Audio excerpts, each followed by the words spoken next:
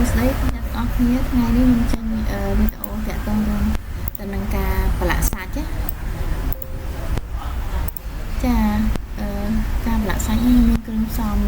មានស្ករសមានបើយើងស្ករសអំបិលបន្តិចហើយខ្នុរហើយនឹងទឹកប្រេងខ្យងហើយនឹងទឹកស៊ីអ៊ីវខាប់យើងដាក់ឲ្យមានពណ៌ចឹងយើងដាក់តិចបានតែខ្ញុំជ្រោដៃដាក់ច្រើនចឹងណាចឹងខ្ញុំមានតែប៉ុណ្្នឹងទេណាចាអានេះវីដេអូលើដំបូងរបស់ខ្ញុំហើយសាក់ប្រឡាក់សិនលើតែខ្ញុំថ្ងៃនេះខ្ញុំអត់